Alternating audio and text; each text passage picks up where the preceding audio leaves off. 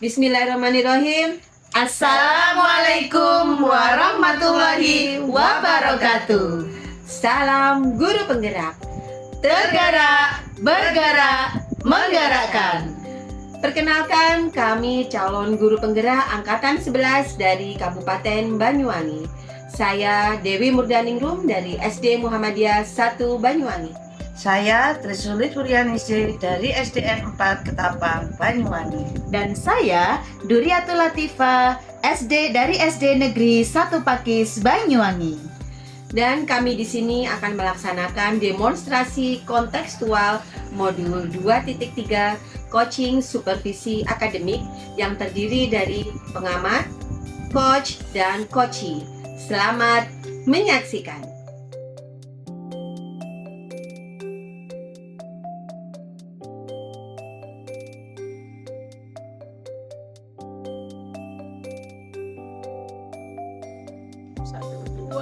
Assalamualaikum Bu Sulis. Waalaikumsalam warahmatullahi wabarakatuh, Bu Dewi. Alhamdulillah, bagaimana kabarnya Bu Sulis hari ini? Alhamdulillah sehat, luar biasa. Alhamdulillah baik Bu Sulis. Sebelum kita memulai proses coachingnya di sini, saya memperkenalkan diri. Saya akan berperan sebagai pengamat atau supervisor yang nantinya akan melihat proses coaching dari Bu Sulis dengan coaching nanti. Namun sebelumnya Bu Sulis memulai percakapan ini ada beberapa hal yang perlu saya sampaikan Ya, Bu. terkait rubrik penilaian dalam observasi saya nanti. Jadi agar Bu Sulis juga tahu ya, nanti untuk penilaian dalam observasi saya nanti itu saya menggunakan rubrik penilaian yang menjadi acuan saya adalah harapan dalam proses percakapan nanti Bu Sulis sudah memiliki prinsip dari seorang coach, yaitu kemitraan, proses kreatif, dan memaksimalkan potensi. Dan tentunya juga Bu Sulis juga memiliki kompetensi inti dari coaching yang meliputi kehadiran penuh, mendengarkan secara aktif, dan mengajukan pertanyaan yang berbobot. Tentunya dengan menggunakan teknik rasa, Bu. Jadi saya berharap nanti dalam proses percakapan, ketika melakukan percakapan coaching, Bu Sulis jangan lupa untuk menerapkan alur tirta, yaitu tujuan, mengidentifikasi, rencana, dan juga tanggung jawab. Itu rubrik penilaian yang akan saya jadikan acuan untuk menemani Bu Sulis dan sehingga kegiatan coaching ini bisa berjalan dengan baik. Bagaimana, bisa dipahami ya Bu ya? Iya, Bu, saya paham. Oke, baik Bu. Kalau begitu sebelum dimulai proses coachingnya, ada beberapa pertanyaan yang ingin saya tanyakan. Boleh ya Bu ya? Ya, tentu boleh, Bu. Gini, untuk pertanyaan pertama nih Bu Sulis, kira-kira kompetensi coaching yang mana yang ingin Bu Sulis kembangkan dalam proses percakapan nanti, Bu? Kompetensi yang akan saya kembangkan nanti ada dua, Bu, yaitu mendengarkan aktif dan mengajukan pertanyaan berbobot, tentunya dengan teknik rasa. Woi, baik, luar biasa. Mendengarkan aktif dan juga mengajukan pertanyaan yang berbobot ya Bu ya. Nah, dari dua kompetensi ini Bu Sulis, kira-kira bagian kompetensi yang mana yang secara spesifik ingin Bu Sulis kembangkan dalam proses coaching nanti, Bu? Ya, kompetensi spesifiknya adalah mendengarkan aktif supaya saya bisa menggali potensi agar nanti coach saya dapat menemukan solusi yang tepat dari permasalahan yang beliau temui. Oke, baik. Memang Bu Sulis mendengarkan aktif ini adalah salah satu kunci agar bisa menggali banyak hal dari seseorang coachingnya ya Bu. Nah Bu Sulis, untuk pertanyaan terakhir nih, perihal indikator ketercapaian, kira-kira tolak ukur yang bagaimana nih terkait indikator ketercapaian yang ingin Bu Sulis tuju dalam proses coaching nanti Bu? Indikator keberhasilan yang saya tuju, yang pertama dalam coaching nanti ya Bu ya, saya menerapkan alur tirta. secara runtut. Kemudian saya bisa menggali ide-ide Koci sendiri agar beliau dapat menemukan solusi atas permasalahannya yang beliau temui. Ya, wah luar biasa. Baik, semoga dari indikator yang sudah Bu Suli sampaikan tadi terkait prosesnya meliputi alur tirta ya Bu. Kemudian ide-ide solusi dari Koci bisa tergali dengan sangat maksimal. Semoga bisa tercapai dalam percakapan ini.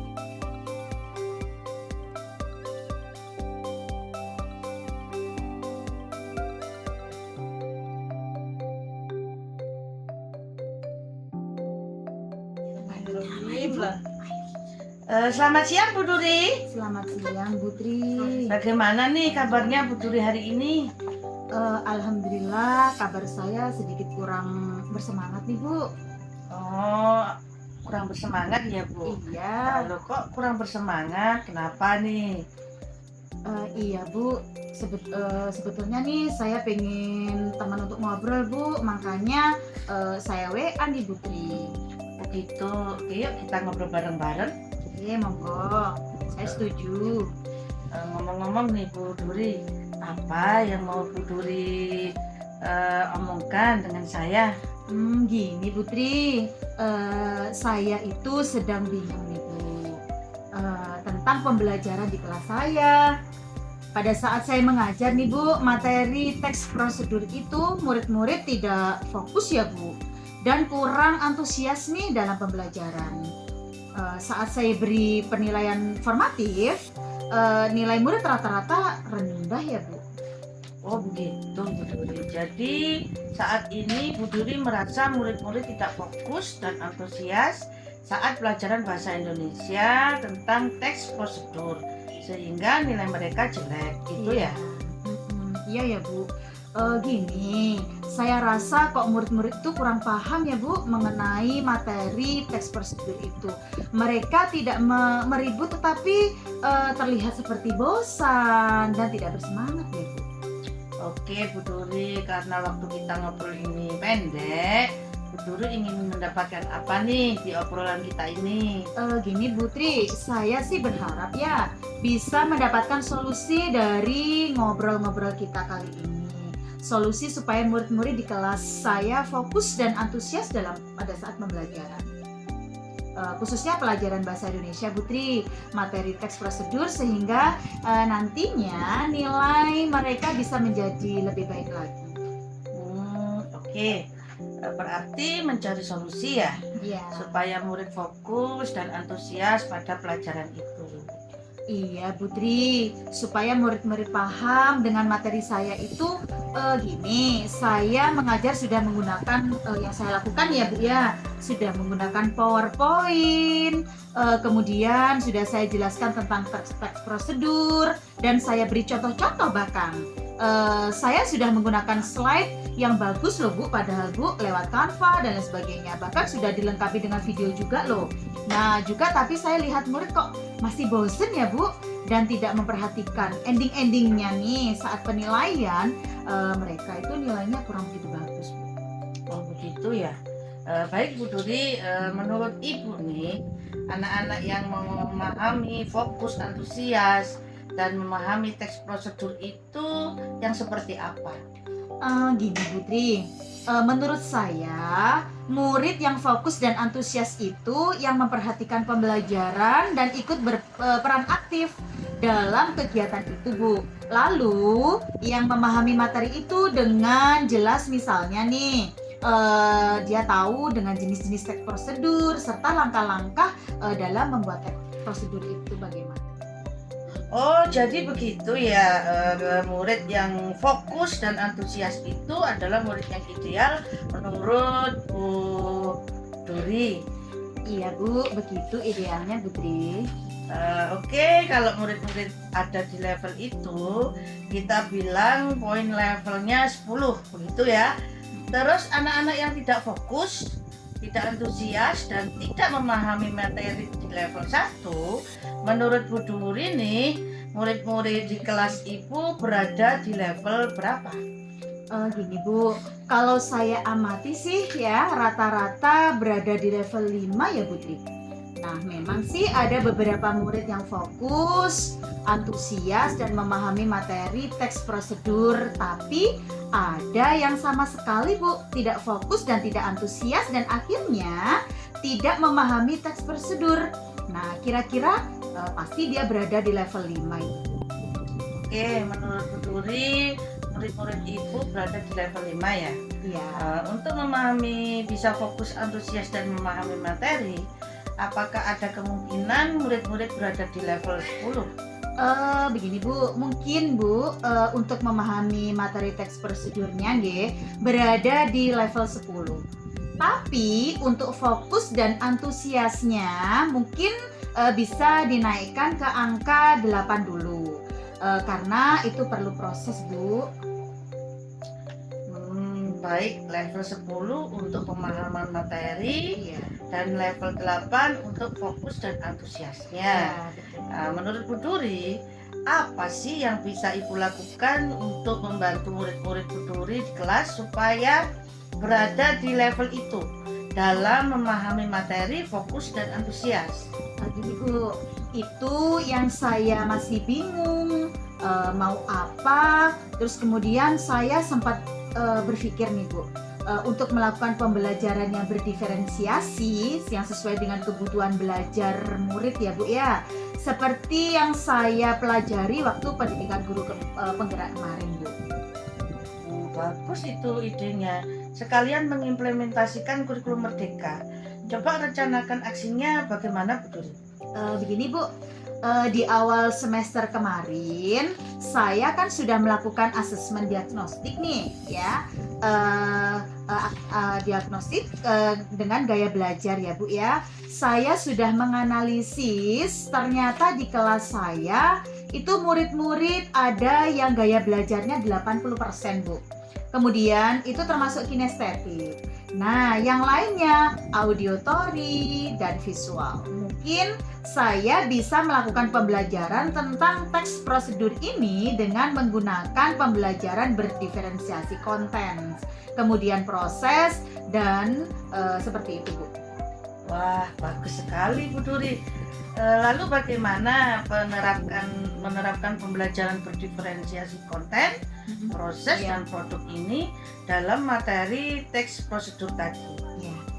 Mungkin ya Bu ya, seperti ini rencana. Untuk diferensiasi konten dan proses, saya menyiapkan bahan ajar dan aktivitas yang berbeda-beda tentang teks prosedur tadi sesuai dengan belajar murid saya. Misalnya nih, yang kinestetik, saya siapkan beberapa kegiatan untuk membuat makanan dan minuman sesuai langkah-langkahnya. Lalu untuk gaya belajar yang auditory bisa saya siapkan lembar kerja membuat teks prosedur dengan Canva. Sedangkan yang gaya belajar visual nih Bu, saya siapkan video-video tentang teks prosedur yang begitu. Setelah itu untuk penilaiannya, saya menugaskan untuk murid-murid membuat teks prosedur, membuat makanan dan minuman dengan video atau TikTok ataupun teks atau boleh komik. Seperti itu Bu Duri. Menarik sekali. Menurut Bu Duri, apa ukuran keberhasilan rencana aksi ini? Baik Bu, untuk keberhasilan murid-murid saya ya, jadi untuk fokus, antusias, dan memahami teks prosedur dengan baik. Nah, penilaian juga tidak monoton dengan mengerjakan soal-soal Bu, tapi membuat sesuatu yang membuat murid-murid itu menjadi kreatif.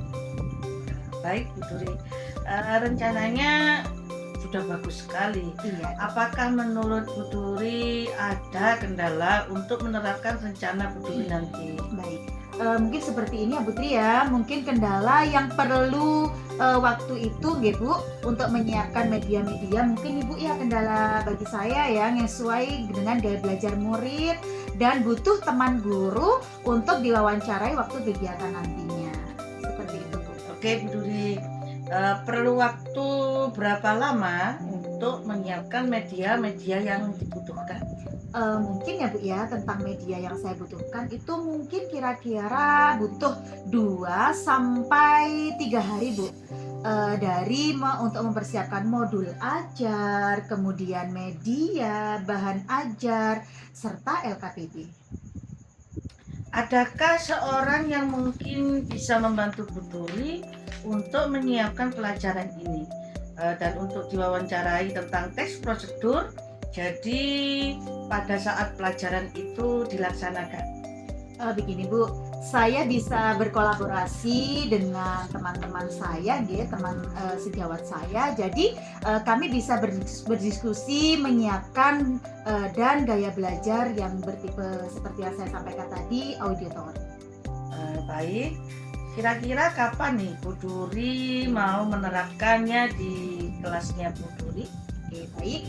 Jadwal mata pelajaran sesuai dengan pelajaran Ibu, yaitu Bahasa Indonesia hari Senin Bu.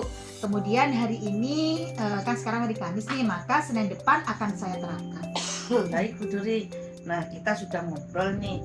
Apa yang Bu Turi dapatkan dari sesi ngobrol-ngobrol kita ini? Gini Putri, awalnya tadi saya merasa bingung Bu.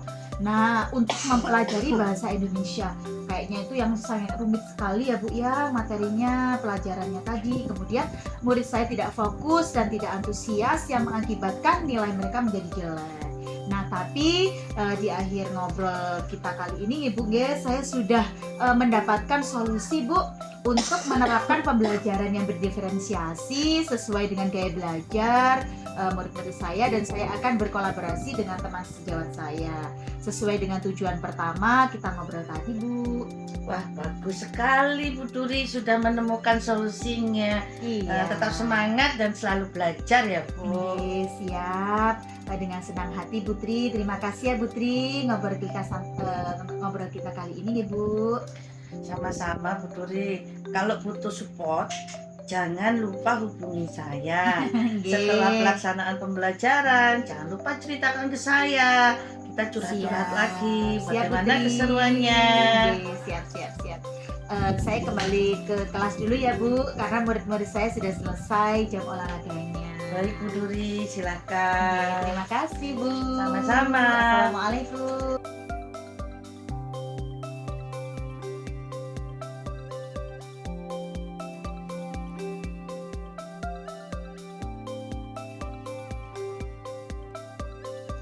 Oke, baik Bu Sulis, tadi saya sudah mengamati proses dari percakapan Bu Sulis dengan coachnya ya, terkait coaching.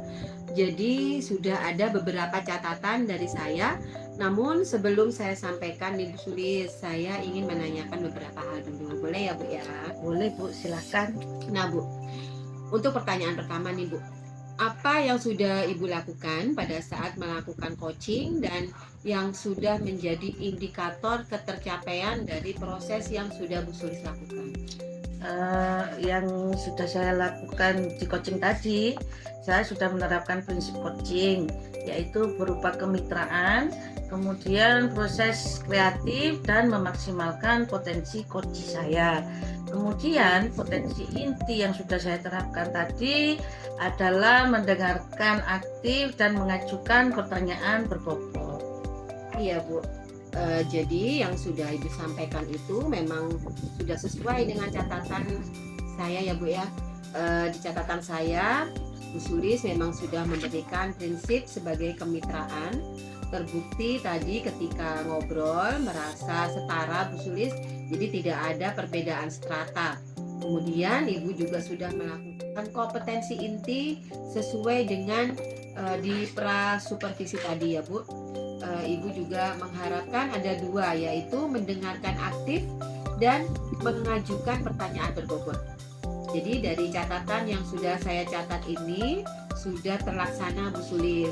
Dan yang paling penting dari proses tadi itu Bu, saya juga mencatat bahwa Ibu sudah melakukan percakapan dengan menggunakan alur tirta Bu, di mana Bu Sulis tadi sudah memulai dengan tujuan, lalu mengidentifikasi masalah, kemudian merencanakan aksi dan juga tanggung jawab.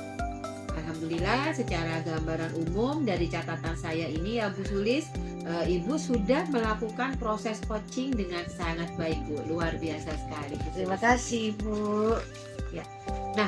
Ini ada pertanyaan terakhir ya Bu Sulis ya. Jadi berdasarkan pelaksanaan coaching tadi Bu, kira-kira nih kompetensi apa lagi yang ingin Ibu kembangkan berdasarkan proses coaching tadi?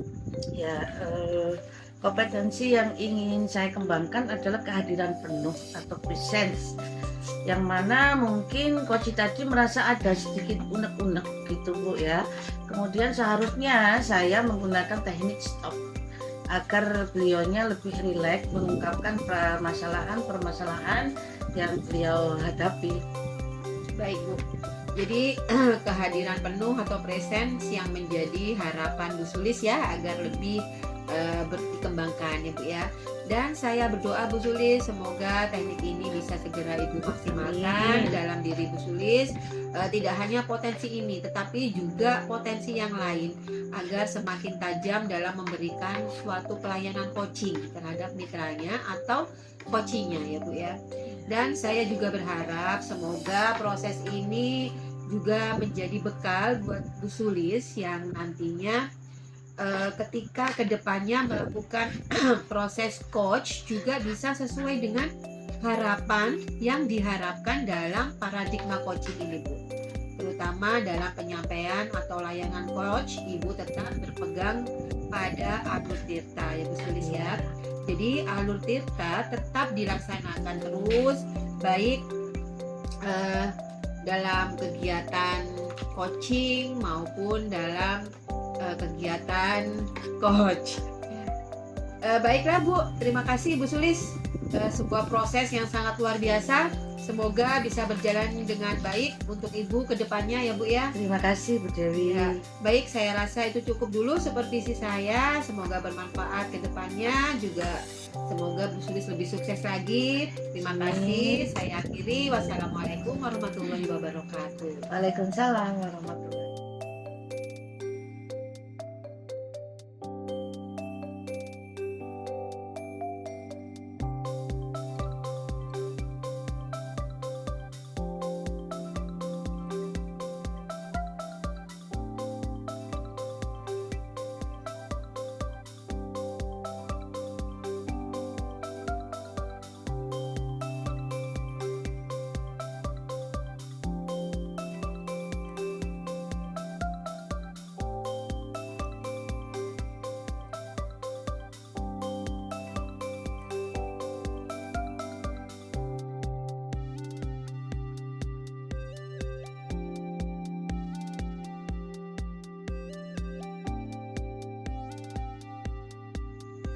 Assalamualaikum Bu Sulis. Waalaikumsalam warahmatullahi wabarakatuh Bu Dewi. Bagaimana kabarnya Bu? Alhamdulillah baik.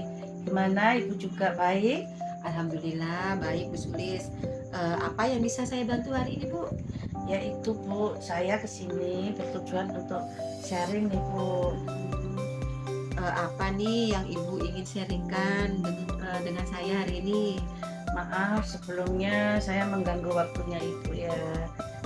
Jadi gini Bu, saya sebenarnya kurang nyaman dengan keadaan di kelas. Dikarenakan ada siswa yang bernama Dava yang dimana tingkah lakunya kurang terpuji. Oh, jadi ada siswa yang namanya Dava yang perilakunya kurang terpuji. Menurut Ibu begitu ya? Ya itu benar. Baiklah. Menurut Bu Sulis, apa yang ingin Ibu dapatkan dari sharing kita siang ini? Saya berharap dari sharing kali ini saya mendapatkan solusi untuk mengatasi masalah yang berkaitan dengan siswa saya yang bernama Dava tersebut Bu. Jadi dari sharing ini Ibu ingin mendapatkan solusi, begitu ya Bu ya? Iya Bu. Berkaitan dengan perilaku Dava tadi Bu, menurut Bu Sulis siswa yang baik itu yang bagaimana sih Bu? Untuk ukuran saya, siswa yang baik itu bersikap disiplin, ramah, dan sopan, dan selalu bertanggung jawab. Oh, jadi seperti itu ya Bu, dengan melihat sikap siswa, Ibu kira-kira apa yang membuat siswa tersebut melakukan sikap yang kurang terpuji Bu? Jika saya lihat dan saya perhatikan, siswa tersebut sepertinya kurang mendapat perhatian, sehingga siswa tersebut sering berperilaku seperti itu. sering mengganggu temannya yang lain. Sering juga tidak mengerjakan PR, Bu. Sering telat datang sekolah, sering tidak masuk sekolah, kadang berani dengan bu guru. Terkadang siswa lain merasa tidak nyaman dan merasa terganggu jika siswa yang bernama tersebut sekolah. Oh, begitu ya, Bu. Kira-kira ya, Bu Sulis, untuk menyikapi siswa yang lain bagaimana Ibu jika mereka merasa tidak nyaman, Bu? Nah, yang pertama, saya akan memberikan mereka pengertian dan mencoba untuk selalu mengingatkan tentang kesepakatan kelas yang sudah dibuat bersama, di mana yang di dalamnya terdapat poin harus saling menghargai. Bagus sekali itu, Bu Sulis. Berarti mereka selalu ingat dengan apa yang sudah mereka sepakati bersama. Iya, Bu. Kalau tadi dari siswa yang lain ya, Bu. Jadi sekarang apa rencana Bu Sulis untuk merubah siswa yang bernama Dava tadi agar dia bisa mengubah sikapnya menjadi lebih baik lagi, Bu? Yang pertama, saya akan memanggilnya untuk berbicara dan menasihatinya. Lalu mengingatkan bahwa kesepakatan kelas yang ada. Kemudian melakukan home visit agar mengetahui keadaan real, bagaimana situasi lingkungan rumahnya, dan berusaha selalu memberikan perhatian, tidak hanya dibiarkan saja.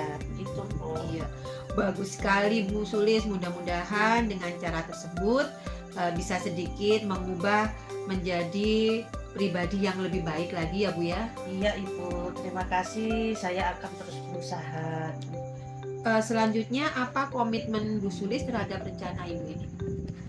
Saya berkomitmen untuk selalu mengingatkan tentang kesepakatan kelas, mengingatkan apa itu profil pelajar Pancasila, mencoba untuk selalu pengertian, tidak membeda-bedakan murid, selalu sabar karena karakteristik siswa sangatlah berbeda-beda, dan saya memahami semua tidaklah instan, jadi memerlukan waktu.